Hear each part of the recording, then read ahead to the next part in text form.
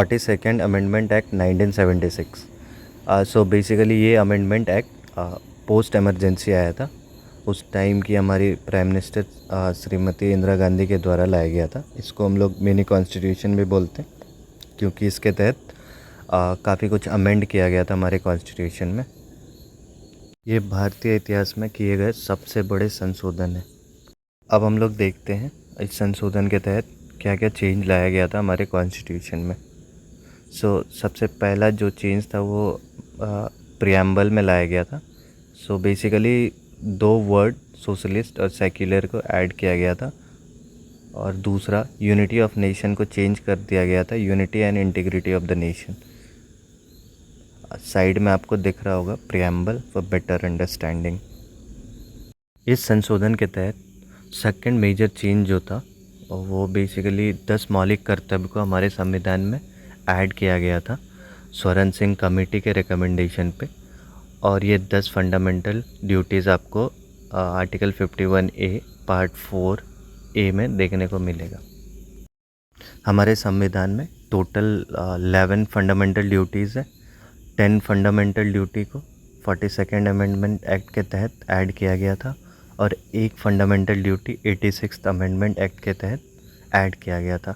86th amendment act के बारे में आपको प्रीवियस वीडियो में कंप्लीट डिटेल मिल जाएगा, so go and check out the same.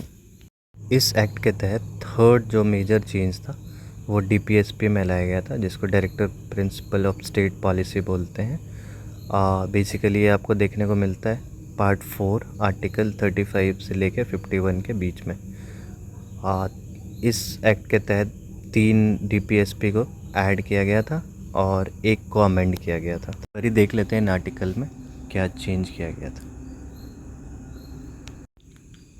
Article 39 to secure opportunity for the healthy development of children, इस आर्टिकल को अमेंड किया गया था। आर्टिकल 39A इसको DPSP के अंदर ऐड किया गया था, which basically talks about equal justice and free legal aid to the poor.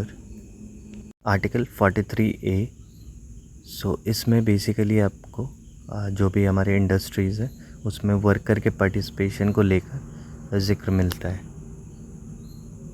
Article 48A इसको भी DPSP के अंदर ऐड किया गया था, और इसके अंदर आपको एनवायरनमेंट, फॉरेस्ट और वाइल्ड लाइफ को कैसे प्रोटेक्ट करना है इसके बारे में जिक्र मिलता है। इस अमेंडमेंट एक्ट के तहत जो हाई कोर्ट का जुडिशियल रिव्यू का पावर है उसको भी काफ़ी लिमिट कर दिया गया था, ताकि पार्लियामेंट आसानी से कुछ भी अमेंड कर सके कॉन्स्टिट्यूशन में। संशोधन के तहत आर्टिकल 323A 323B को पार्ट 14A में ऐड किया गया था, जिसके तहत ट्रिब्यूनल की स्थापना की जा सके।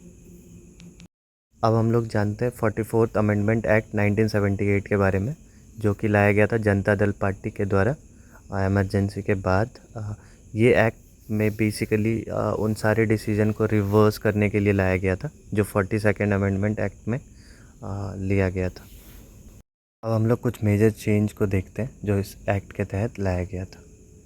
फर्स्ट मेजर चेंज जो इस अमेंडमेंट एक्ट के तहत लाया गया, राइट टू प्रॉपर्टी, जो पहले फंडामेंटल राइट्स के अंडर आता था उसको लीगल राइट बना दिया गया, और आर्टिकल 30 से 300A में शिफ्ट कर दिया गया। सेकंड मेजर चेंज जो इस संशोधन के तहत लाया गया था, नेशनल इमरजेंसी डिक्लेयर करने के लिए जो कंडीशन पहले हुआ करती थी वो थी external aggression and internal disturbances. इस संशोधन के तहत इंटरनल डिस्टर्बेंसेस शब्द को चेंज करके आर्म रेवेलियन कर दिया गया था।